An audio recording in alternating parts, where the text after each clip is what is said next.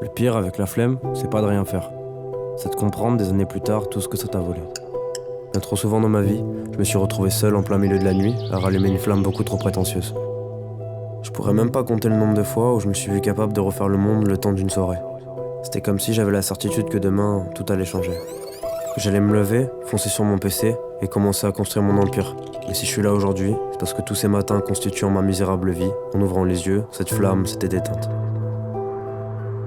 Détrompez-vous, le sentiment de culpabilité ne vient pas tout de suite. Il vient même pas après avoir fait couler le café, ni même dans la soirée, il arrive le soir même, quelques semaines plus tard, ou parfois pire, quelques années après. Elle revient jouer le rôle d'une médiocre projection du futur d'une entreprise qui n'existera jamais.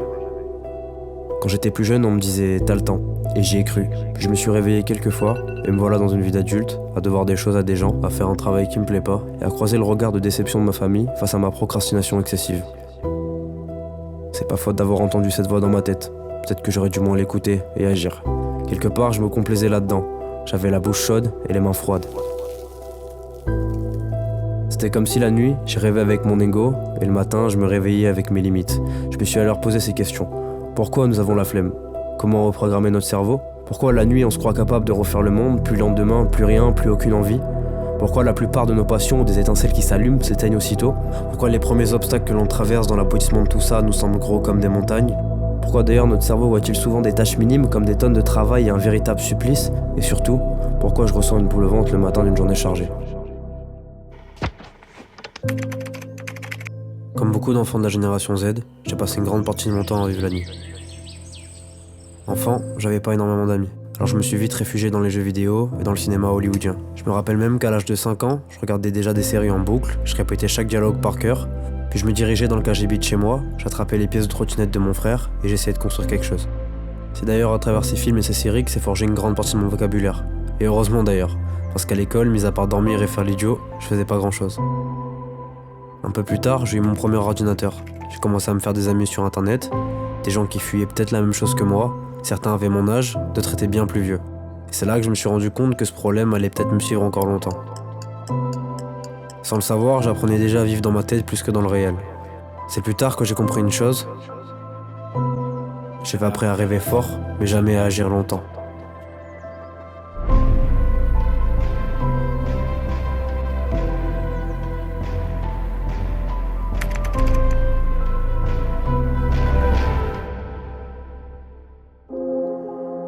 En ouvrant les yeux, tout ce dont je vous avais parlé avait disparu.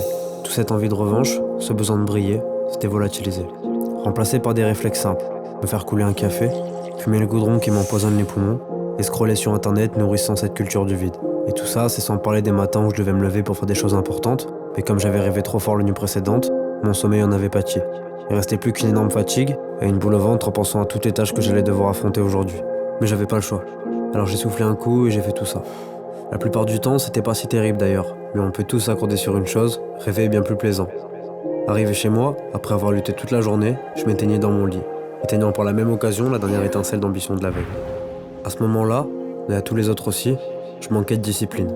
Ce mot n'a jamais fait partie des qualités que je pouvais citer sur mon CV. J'étais plus client des termes comme impulsif, spontané, bienveillant, à l'écoute, puis venait le moment de payer l'addition, le moment le plus douloureux. La culpabilité. Ce sentiment qu'on ressent tous bien trop souvent, à travers plein de choses, la nourriture, un achat, une pulsion ou bien d'autres. Mais pour ma part, c'était l'échec. Et plus la culpabilité était grande, plus le temps avant de rêver à nouveau s'allongeait, laissant alors la place au mépris et au sermon de ma famille. Je peux même pas leur en vouloir d'ailleurs. Ils faisaient leur travail. Et moi, j'étais même pas capable de faire le mien plus de 12 heures. Longtemps, j'ai cru que tout ça avait un nom simple, la flemme. Un mot pratique, presque rassurant, mais à force de le répéter, j'ai commencé à sentir que quelque chose clochait. Parce que ce que je vivais ne ressemblait pas vraiment à de la paresse.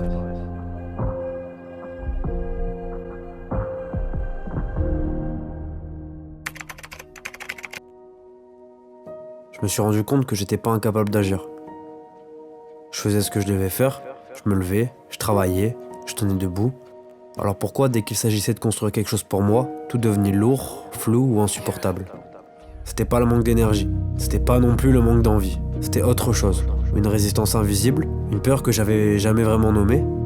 La peur d'échouer peut-être, ou pire, la peur de réussir et de ne pas être à la hauteur. Ce jour-là, j'ai compris que la flemme, c'était qu'un masque ou une illusion. Un mot pour éviter de regarder ce qui se passait vraiment à l'intérieur. Ou alors simplement, c'est que primitivement, mon cerveau est programmé pour économiser de l'énergie. À l'époque, économiser c'était survivre, mais aujourd'hui, économiser veut dire procrastiner. Notre cerveau ne veut pas notre bonheur, il veut notre confort immédiat. Il préfère nous garder en sécurité plutôt que nous voir réussir. La flemme n'est donc jamais seulement un défaut de volonté. C'est la combinaison d'une peur invisible et d'un cerveau programmé pour la survie. Deux forces silencieuses qui rendent chaque pas vers nos rêves un peu plus lourds. Je savais maintenant que ce que je prenais pour de la flemme n'en était pas vraiment. Un mélange de peur et de cerveau programmé pour économiser de l'énergie. Mais comprendre ça changeait rien au quotidien. Chaque matin, chaque tâche, chaque objectif restait là. Comme une montagne invisible prête à m'écraser avant même que je commence. C'est là que j'ai commencé à remarquer quelque chose de surprenant. Les choses les plus simples, les plus petites étaient souvent celles qui semblaient les plus lourdes à accomplir. Et c'est précisément ce phénomène qui allait devenir le fil rouge de ma vie d'adulte, une sorte de montagne mentale. Même les tâches les plus simples peuvent paraître impossibles. Le cerveau amplifie, exagère, transforme le moindre effort en supplice.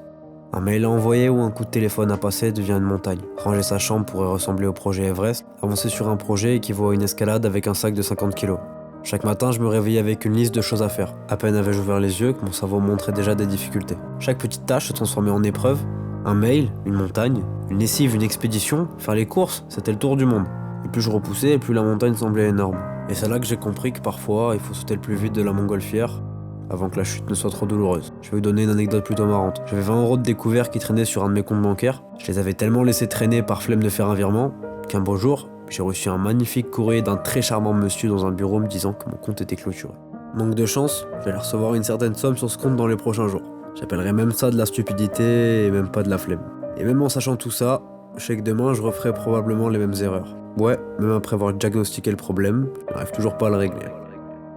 C'est pour ça que j'écris cette bouteille à la mer. Je dois sûrement pas être le seul. Peut-être que lire ça pour toi sera comme me tendre une corde depuis l'autre rive. Tout ça ressemble à une fin d'ailleurs.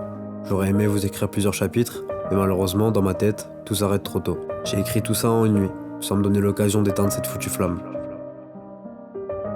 Parce qu'au fond, je sais que la flamme ne meurt jamais complètement. Elle s'éteint, elle se cache, elle se tord, mais elle revient toujours. Alors pour finir sur une note un peu positive, je me surprends à chercher des antidotes. Des petits gestes, presque ridicules, qui peuvent faire toute la différence. Sauter du lit dès le premier réveil, faire attention à pas manger le sol au passage, connecter mes jambes à mon cerveau qui n'est pas encore totalement réveillé, faire mon café sans reverser la moitié sur le plan de travail, sinon faut nettoyer et c'est une tâche, répondre à un mail ou envoyer un message sans repousser l'échéance à plus tard, commencer un petit truc, même ridicule, au lieu de me dire je le ferai demain. C'est clair que c'est pas des miracles, et c'est pas la fin de la flemme non plus, mais c'est un début. Un petit pas, un mouvement, et parfois c'est déjà suffisant pour allumer une étincelle.